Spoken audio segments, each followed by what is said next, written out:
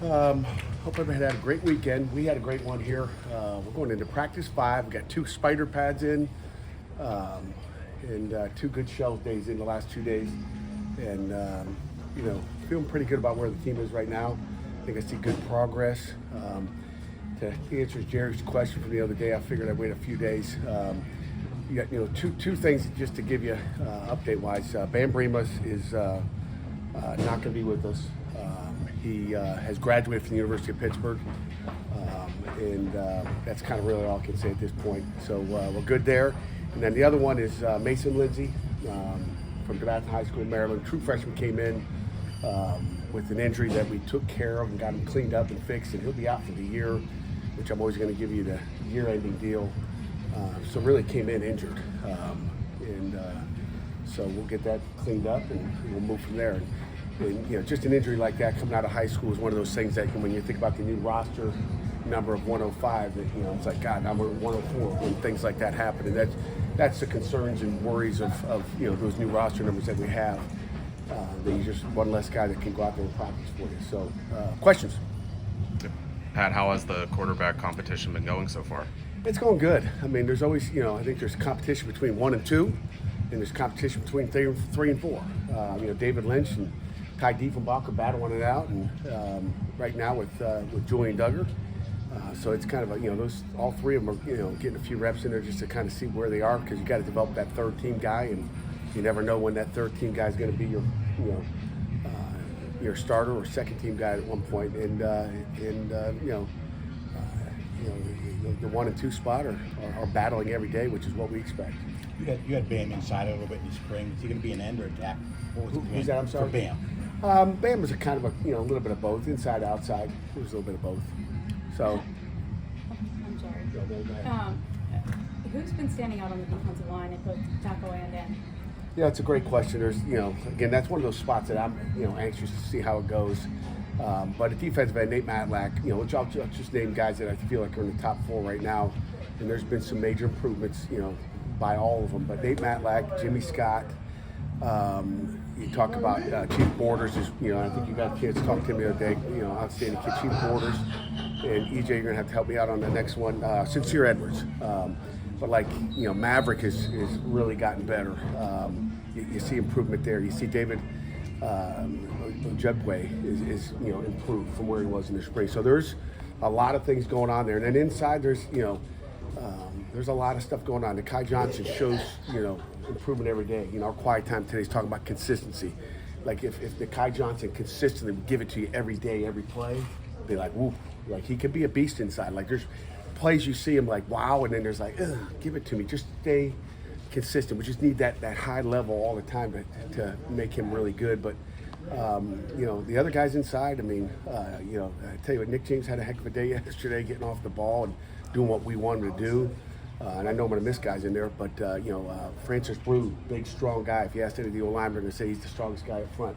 Isaiah Neal, okay, he doesn't even say that's his name. He's Ghost. Like he introduced himself as I'm Ghost. It's like someday when you get an interview when you're 30, like you can't say I'm Ghost. Okay, so Isaiah Neal, okay, he may not know who that is if he listens and to stuff, but he's got some juice inside. He's got a different gear inside that we really like to see, and I'm trying to think of who else I'm missing. There's guys I'm missing. Somebody if I'm missing, I'll give you the scoop on the front. EJ, you don't have the depth chart. Fitzsimmons? Fitzsimmons, of course. He's probably the most consistent of all of them in there. He's firm. Thank you. Thanks, EJ. So that's the inside. Good question. The guy gained some weight to move. Yes. Inside. When a guy does that, is there a transition period he has to go through? Not really. He was already about 265, 270. We don't want to ask him to be 315. We want him to be athletic. What we like is his athletic ability. We're going to try to be athletic. We're going to move him. To me, the secret to our defense is we don't need these gigantic guys.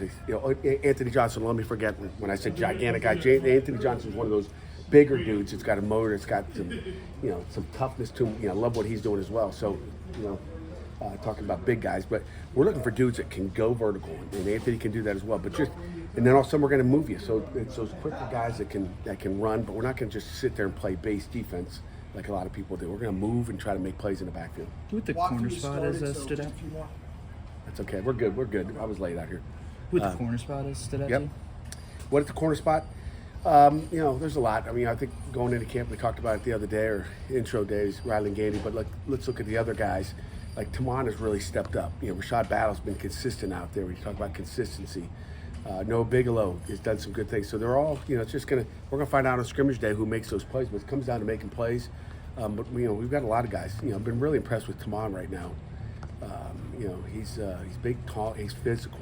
Okay, if I had to say that, who's the most physical corner, besides Ryland, and maybe Taman is more physical than Ryland. Like he's gonna, he's what we call a thumper. I mean, he's gonna hit you, and it doesn't matter who it is. He'll put his pads on you. He seems like a really good tackle. Be a heck of a safety as well someday.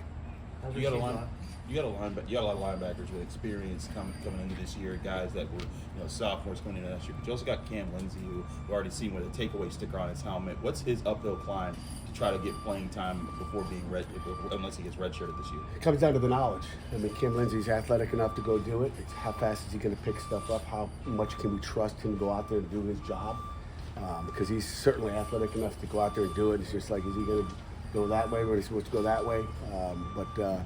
Little by little, we'll get him there, and that's Coach Merlack and Coach Bates' job to get that done. What do you feel the starting point is right now, as far as what you've seen out of him? I love what I see out of him. I see a young guy that's eager, plays hard. He's taking care of his body, which is important. Some guys, still don't know how to take care of their body and be accountable for that. But he's done a nice job. The guys you were talking about on the D-line, it's obviously a revamped group from last year. How do you kind of evaluate how they're coming together as a unit? The way you evaluate is, how they play on Saturday when we get to a scrimmage, and how they practice every day. So I think we know what the standard is up front, and we just continue to evaluate them every day. One more minute, EJ, and then I'll roll. Rasheem Braylon and Jordan all played as freshmen last year. How are they looking in camp so far? They're doing good. Rasheem is, has been explosive out there. Braylon's, playing a little Mike, playing outside as well. Rasheem's just playing really both outside positions. And then Jordan Bassey's doing a nice job. He's athletic, and he continues to develop. He's still walking. I think in the spring, you guys all knew, he had a shoulder, so we're slowly getting him in there. I don't want him in there, blowing things up. So, he's going with Skelly. We're just taking it slow, so we don't lose him because he's awful important. When do you guys go to full pads? Tomorrow will be our first day. Then we get to hit somebody. Then we get a day off on Wednesday. So, Last one. What's been the biggest improvement in Rylan Gandy's game? Rather than just consistent, we talk about the focus today is consistency, but in details. But he's detailed. He knows what to do, and he's the same guy every day. You can count on him. And again, I guess it's that trust factor that you just can count on. And we continue to look at these things every day and what they're doing. But he's consistent, and when you look at the athletic ability, he's athletic enough to do what we want. So he pays attention to the details, and he's consistent. And that's if every player on our team was consistent. I can go down and say who's inconsistent. I won't tell Jerry. I'll tell everybody else. But there's consistency issues. I think consistency is critical. Okay, we good?